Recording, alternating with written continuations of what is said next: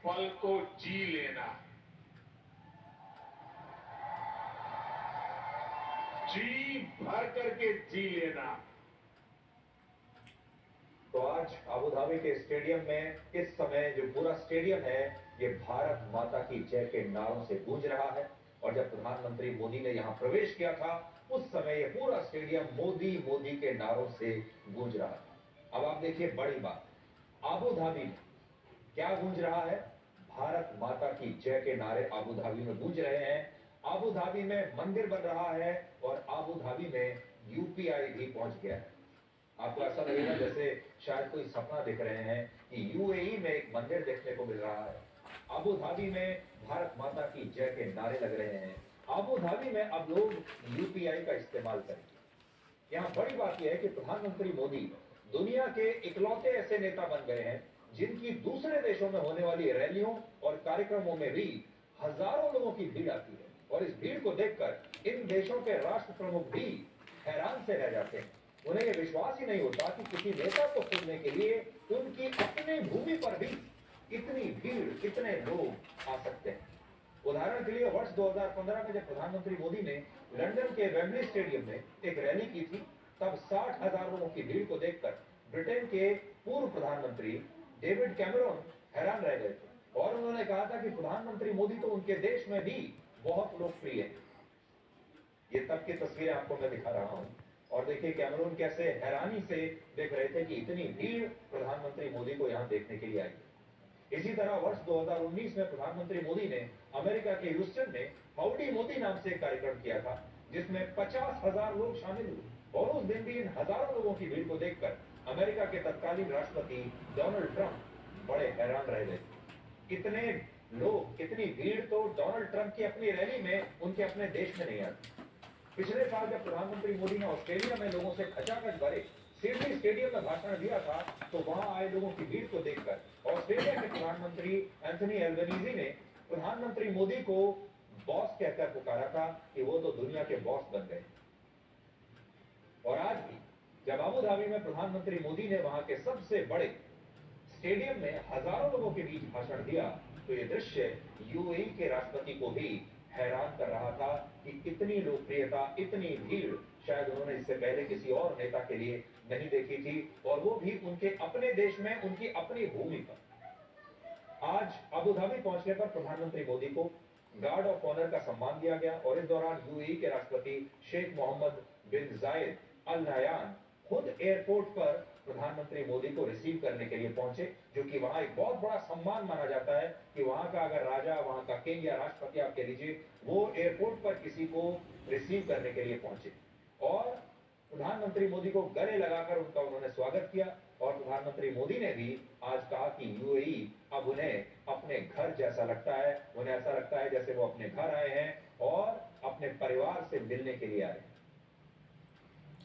मुझे हमेशा लगा है कि जब मैं आपके पास आया हूं, आप लोगों के बीच आया हूं, तब हमेशा लगा है कि जैसे मैं अपने ही घर में आया हूं, अपने ही परिवार के ही सदस्यों के साथ मैं मिलने आया हूं, ऐसा मैं हमेशा अनुभव कर रहा हूं। और हमारे संबंधों की गहनता ऐसी है, पिछले 7 महीने में हम 5 बार मिले हैं। ये शायद बहुत रेयर होता है।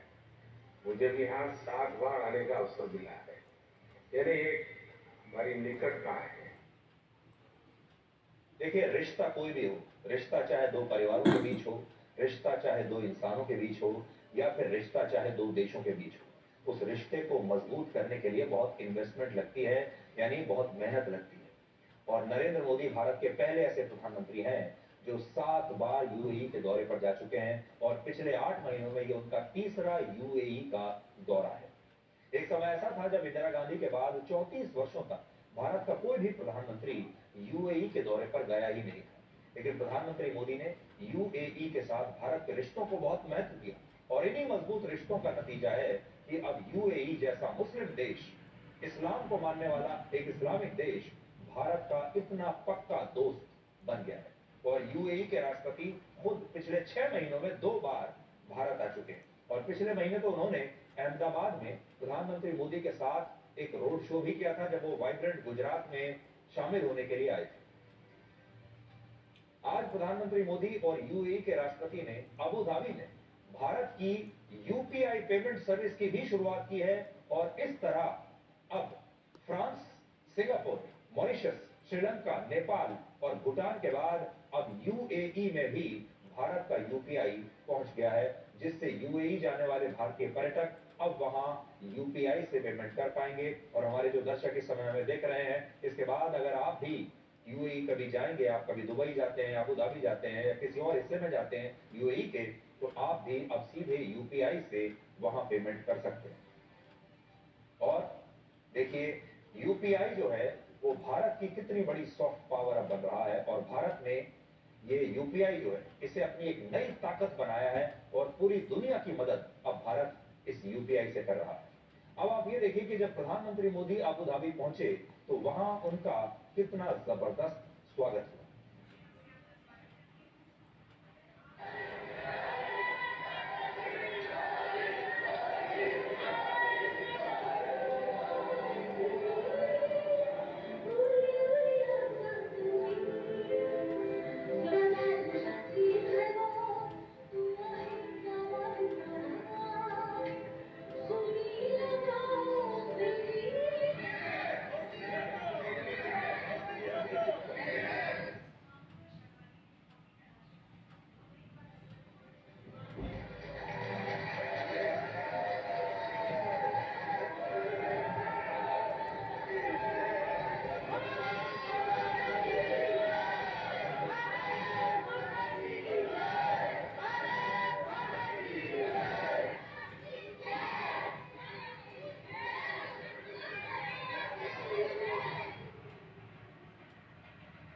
प्रधानमंत्री मोदी 14 फरवरी को अबू धाबी में यूएई के पहले हिंदू मंदिर का भी उद्घाटन करेंगे, यानी कल। और ये ऐसी घटना है जिसकी आज से कुछ वर्ष पहले तक किसी ने कल्पना भी नहीं की थी कि यूएई जैसे एक इस्लामिक देश में कभी कोई भव्य मंदिर भी बन सकता है। और कोई सोच भी नहीं सकता था कि यूएई जैसे मुस्लिम देश में इतने भव्य मंदिर का निर्माण एक दिन होगा और ये मंदिर वेस्ट एशिया का सबसे बड़ा मंदिर बन जाएगा। इस मंदिर का निर्माण दिसंबर 2019 में शुरू हुआ था और ये मंदिर 7 शिखरों वाला मंदिर है जो यूएई के 7 एमिरेट्स को दर्शाते हैं। और इस मंदिर